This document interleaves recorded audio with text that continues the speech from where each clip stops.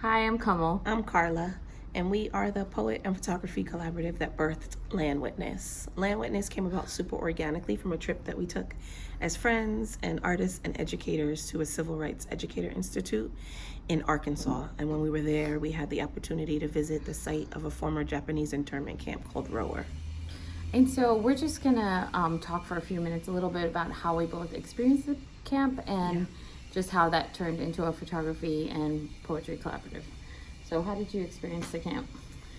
So when I was there, I was surprised by how moved I was, like, emotionally.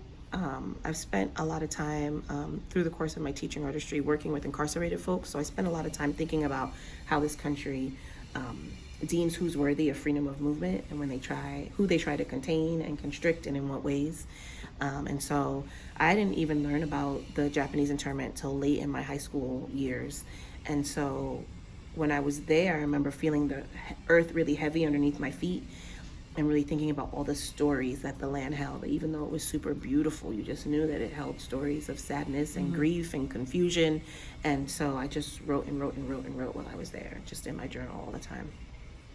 Yeah, What and was it like for you?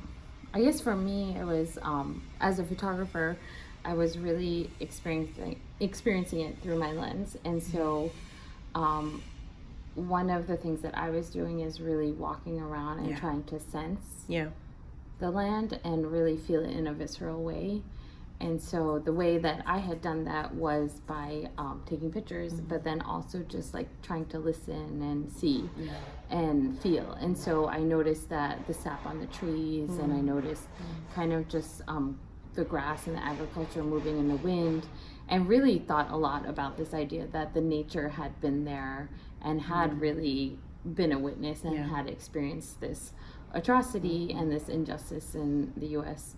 And part of the reason it's super significant to me is the fact that as an Asian American, a lot of this history, we only got like a paragraph growing up in like high school. And so when I read Strangers of a Different Shore by Ronald Takaki in my Asian American seminar class, a lot of us were just like crying, just hearing about all this history. And so I was really impressed in terms of the resilience of the Japanese to build the site and to go back and to maintain it, even despite not necessarily always having the funding to do so. Absolutely. So what's interesting, I think, about our collaboration is that I didn't see your pictures while we were there. We talked about it. We were trying to process. We knew that it was going to be something we would process for a long time. And it was when we got back, even maybe a couple months after we got back, you shared your pictures with me. And then I went back to my journals. And from there, the poem was really born. So it's been a really interesting process of us continuing to process the experience through the art.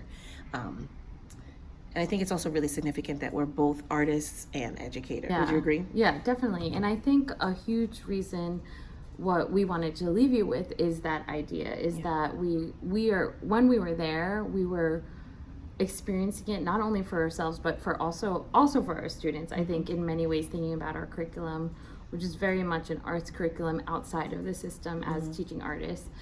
I think that there is a really special synergy that happens when you are both thinking from your teacher's eyes and your artist eyes, and when those two come together, I think you're able to have a real depth of experience, right? Both as the creator of something and then also as you're sharing it.